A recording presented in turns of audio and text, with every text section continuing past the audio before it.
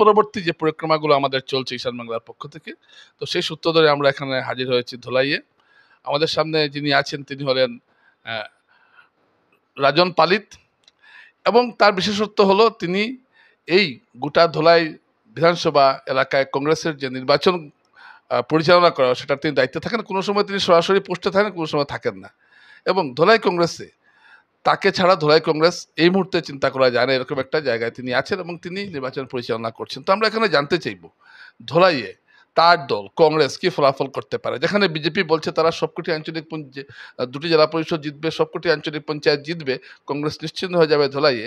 সেই পরিপ্রেক্ষিতে আমরা তার কাছে জানতে চাইব যে তিনি এই বিষয়ে কি ভাবছেন এবং কংগ্রেস দল কি ফলাফল করবে সেটা তিনি জানতে চাইছেন। বলবেন। আজকে দেখুন আপনারা যে বিগত যেটা বিধানসভা যেটা নির্বাচন গেছে, যেটা উপনির্বাচন গেছে, যেটাতে আমরা দেখেছিলাম যে বিজেপি ওদের যেগুলা মানে সরকারি মেশিনারি থেকে শুরু করে অর্থের বল থেকে শুরু করে সবগুলা প্রয়োগ করার পরও আমরা সীমিত ভোটের জন্য আমরা হেরেছি লাস্ট ইলেকশনে। তো সেটা থেকে একটা কথা ক্লিয়ার, ধলাইয়ের জনগণ এখন পুরা সজাগ হয়ে গেছে বিজেপির এই কার্যকলাপ দেখে। আর আসন্ন পঞ্চায়েত নির্বাচন নিয়ে যেগুলো কথা হয়েছে আমরা দেখছি 2018 ইংরেজিতে, আমি ধলাইয়ের কথা বলছি, ধলাই সমষ্টির কথা, ধলাইতে বিগত আমাদের 18 ইংরেজিতে যেটা পঞ্চায়েত নির্বাচন হয়েছে সেটাতে আমরা যেগুলা আঞ্চলিক পঞ্চায়েত যেগুলো আমরা সিট জিতেছিলাম তার থেকে এবারে নির্বাচনে আমরা বেশি ডবল সিট আমরা জিতবো। এটা আপনারা দেখে নেবেন 11 তারিখের নির্বাচনে। আমি আঞ্চলিক পঞ্চায়েতের কথা বল, আমরা মিনিমাম, আমি আপনাদেরকে নাম নির্দিষ্ট করে বলে দিই। আমি বর্জলেঙ্গা ব্লকের কথা যদি বলতে যাই আপনাদেরকে, আমি বর্জলেঙ্গাতে আমি কনফার্ম বলে দিব, নয়াগাঁও জিপি আমরা পাচ্ছি, সোনাচড়া আমরা পাচ্ছি, বাগবাহার আমরা পাচ্ছি, আয়রংমারা আমরা পাচ্ছি, আমরা ইস্ট বর্জলেঙ্গা পাচ্ছি। দুয়ারবন্ধে আমরা সমান সমান ফাইটে আছি, 50-50 নেক টু নেক আছে। কে জিতবে সেটা বলা যাচ্ছে না, কিন্তু যেহেতু আমি কংগ্রেস দল করি আমি বলবো যে আমার দলের প্রার্থী জেতার সম্ভাবনাটুকু বেশি। আপনি আসুন পালংঘাট ব্লকে, আপনি পালংঘাট ব্লকে আসলে দেখতে পারবেন আপনি এখানে ভুবনীলের যে প্রার্থী আমাদের শেখর দাস, সেটা কনফার্ম সিট, আমরা জিতে গেছি সেই সিট। গঙ্গানগরের সিটটা আমরা জিতবো, আমরা রামমানিকপুরের সিটটা আমরা জিতবো, পালংঘাটের যেটা সিটটা সেই সিটটাও আমরা জিতবো। আমরা যেটা রুকনি বাগানের যেটা প্রপার বাগানের যে সিটটা, যেটা মধুকালীন দিকে প্রজেক্ট করা হয়েছে, সেই সিটটা আমরা কনফার্ম জিতবো। আপনারা চলে আসুন এখানে। ইস্ট বর্জলেঙ্গার যেটা আছে এখানে অমিত বাড়ির সিটটা কনফার্ম। আমাদের এখানে দক্ষিণ দলাইয়ের আমাদের যে ভাগাবাজারের যে সিটটা সেটা হাড্ডাহাড্ডি আছে, তথাপি আমাদের জেতার সম্ভাবনা বেশি আছে। আমরা যেটা খুলিচড়া রাজনগরের যেটা সিট, আমাদের আজিরুদ্দিন লস্কর যে টিটু লস্কর নামে পরিচিত যেটা, সেই সিটটা আমাদের কনফার্ম। আমরা শ্যামাচরণপুরের যে আঞ্চলিক পঞ্চায়েতের সিট সেটাও আমরা 100% জিতবো। ধলাই এবং জীবনগ্রামের যে দুটো সিট আছে সেটাও 50-50 হাড্ডাহাড্ডি লড়াই আছে। বিজেপিও এখানে বলতে পারছে না কে জিতবে, কংগ্রেসও বলতে পারছে না কে জিতবে, সেই পরিস্থিতিতে এসে দাঁড়িয়েছে। আজকে একটা কথা চিন্তা করে দেখুন আপনারা যে এখানে কেন্দ্রে বিজেপি সরকার, রাজ্যে বিজেপি সরকার, ধলাইয়ের বিজেপির বিধায়ক, তারপরও আমরা এই পজিশনে এসে দাঁড়িয়েছি।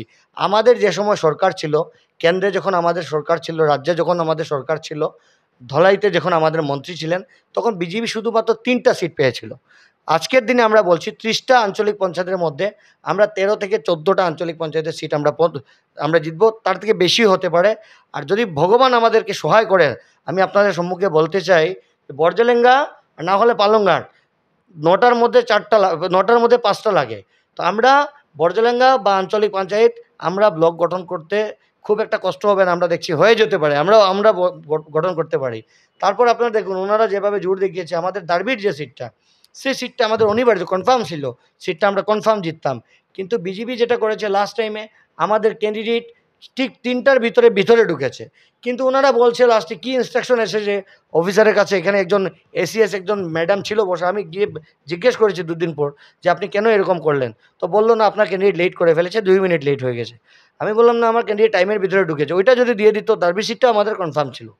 আর পঞ্চায়েত যেগুলো মেম্বার আমাদের বুথগুলো অনেকগুলা সিটগুলো পঞ্চায়েত আমাদের দখলে যাবে, কিন্তু লাস্ট অবধি কী হয়, কারণ বিজেপির কাছে অনেক টাকা আছে, ওনারা ভয় ভাবুকি দেয়, ওনাদের ডিপার্টমেন্ট আছে, পুলিশ আছে, ওনারা আমাদের সময় যেমন আমাদের সরকারের সময় পুলিশ নিউট্রাল ছিল, নিউট্রালি কাজ করতো, ফরেস্ট ডিপার্টমেন্ট নিউট্রালি কাজ করতো, এক্সাইজ ডিপার্টমেন্ট নিউট্রালি কাজ করতো।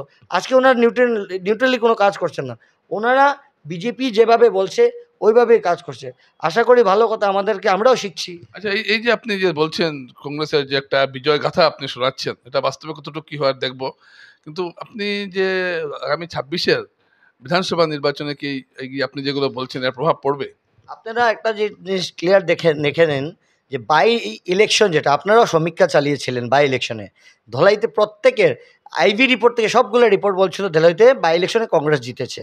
আপনারা দেখেন এখানে এক একজন মন্ত্রী, সিএম 3 বার মিটিং করে গেছে এখানে, এক একজন মন্ত্রী মিটিং করেছে, এক একটা জিপির দায়িত্বে এক একজন বিধায়ক ছিল। অর্থের বল, পুলিশের বল, ফরেস্টের বল, ব্লক অফিসারের বিডিওর বল, এতগুলা দেখানোর পরও আজকে যেগুলো যারা যারা এখানে ইলিগেলি যেগুলো সুপারির কাজে যারা জড়িত আছেন, ইলিগেলি যারা কাঠের ব্যবসাতে জড়িত আছেন, ইটভাটার যেগুলো মালিক আছে, এসএসজি যেগুলো আছে যারা আছে, আজকে আপনারা এখানে দেখুন আজকে অঙ্গনারী বলুন, আশা বলুন, আজকে অরুণোদয় বলুন, ওদেরকে ভয় ভাবুকি দেখিয়ে যেগুলো হয়েছিল সেটা 26-এ ওইটা করা সম্ভব হবে না। আসামের জনগণ বুঝে গেছে।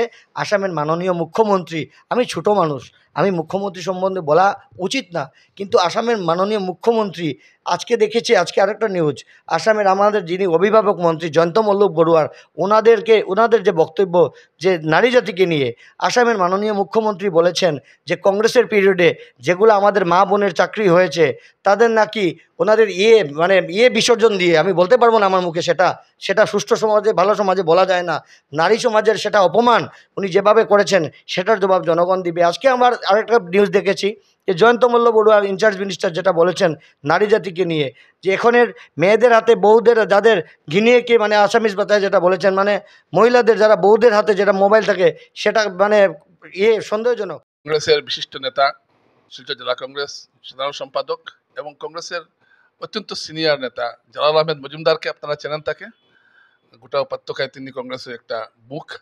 তো তাকে জানতে চাইবো যে এই ধলাই এলাকায় কংগ্রেস কি ফলাফল করবে।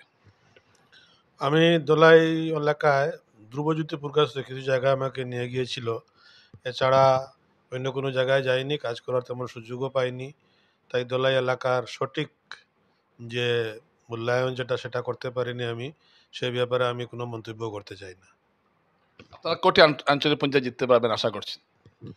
আমি তো আপনাকে আগেই বললাম, আমি বিভিন্ন অঞ্চলে জেতার সুযোগ পাইনি, সেই ব্যাপারে আমি আপনাদেরকে সঠিক মূল্যায়নও করতে পারিনি।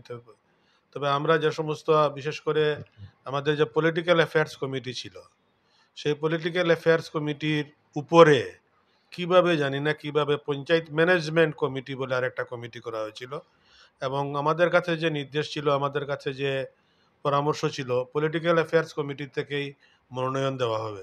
কিন্তু পলিটিক্যাল অ্যাফেয়ার্স কমিটি না করে ম্যানেজমেন্ট কমিটি করে মনোনয়ন দেওয়া হয়েছে। অনেকে মনোনয়ন পায়নি, তারা বিক্ষুব্ধ প্রার্থী হিসাবে ময়দানে অবতীর্ণ হয়েছে। অনেক বিক্ষুব্ধ প্রার্থীর এখানে বিজয়ের সম্ভাবনা আমি দেখতে পাচ্ছি।